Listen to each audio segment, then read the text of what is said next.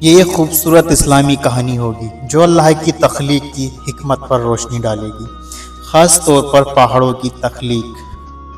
ہم جانیں گے اس ویڈیو میں آخر اللہ نے پہاڑ کیوں بنائے، ان پہاڑوں کو بنانے کی کیا وجوہات پڑ گئی اللہ کو، جو اللہ کو زمین پر پہاڑ بنانے پڑے۔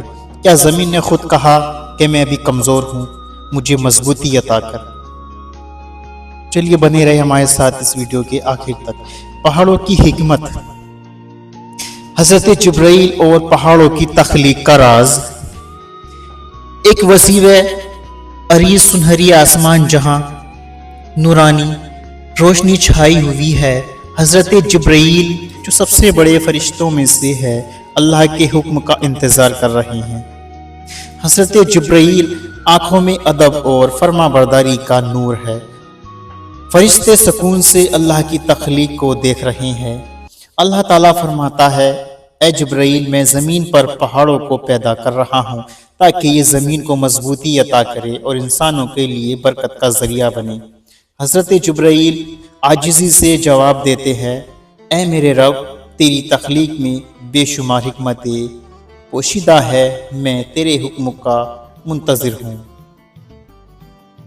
پہاڑوں کی تشکیل۔ زمین کے سطح پر بلند و بالا چٹانیں ابھر رہی ہے، کچھ پہاڑ سبز ہے، کچھ برف سے ڈھکے ہوئے ہیں اور کچھ صحرا کے بیچ میں مضبوطی سے کھڑے ہیں۔ زمین اپنی جگہ پر مستحکم ہو رہی ہے۔ حضرت جبرائیل حیرت اور خوشی سے دیکھ رہے ہیں کہ کس طرح پہاڑ زمین کو تھام رہے ہیں۔ زمین کا دل بھی مطمئن ہو جاتا ہے کیونکہ وہ اب زیادہ مضبوط ہو گئی ہے۔ زمین اللہ سے عرض کرتی ہے، اے میرے رب، تو نے مجھے مضبوطی عطا کر دی، اب میں اپنے اوپر رہنے والی مخلوق کو سنبھال سکوں گی۔ اللہ تعالیٰ فرماتا ہے، یہ پہاڑ تیری زینت بھی ہوں گے اور انسانوں کے لیے رزق کا ذریعہ بھی۔ ان میں پانی کے چشمے بہیں گے، درخت اگیں گے اور خزانے چھپے ہوں گے۔ پہاڑوں کی آزمائش۔ مضبوطی کی تفصیل۔ اللہ تعالیٰ پہاڑوں کو ایک بڑی آزمائش کے لیے تیار کر رہا ہے۔ انہیں ایک بہت بڑی امانت سونپی جانی ہے۔ پہاڑ سکون میں ہیں، لیکن جیسے ہی آزمائش کا ذکر ہوتا ہے وہ ہلنے لگتے ہیں۔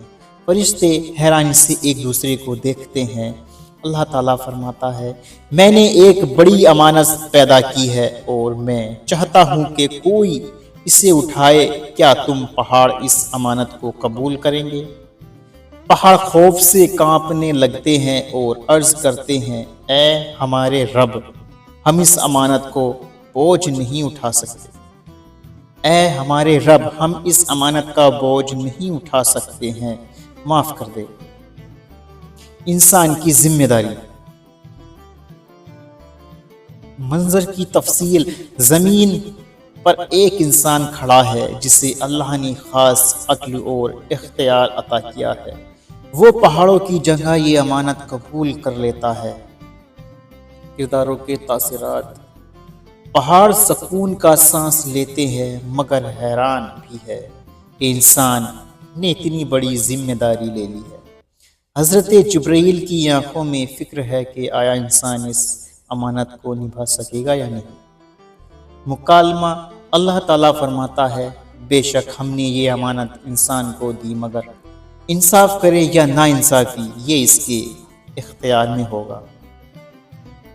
پہاڑ ایک دوسرے سے کہتے ہیں، یہ انسان کتنا نازک ہے، دیکھے یہ انسان امانت کو کیسے نبھاتا ہے۔ نتیجہ یہ نکلتا ہے، یہ کہانی ہمیں سکھاتی ہے کہ پہاڑ اللہ کی حکمت اور قدرت کا نشان ہے۔ وہ زمین کے استحکام کے لیے بنائے گئے، انسانوں کے فائدے کے لیے اور اللہ کی عظمت کی علامت کے طور پر، مگر جو سب سے بڑی امانت تھی وہ انسان کے سپرد کر دی گئی۔ اب یہ ہماری ذمہ داری ہے کہ ہم اس کے ساتھ انصاف کرے اور اللہ کے احکامات پر عمل کرے۔ دوستو، یہ ویڈیو آپ کو کیسی لگی؟ اللہ نے پہاڑ کیوں بنائے، اس کا بھی آپ کو جواب مل چکا ہوگا۔ اگر آپ کو یہ ویڈیو پسند آئے تو شیئر اور لائک لازمی کریں۔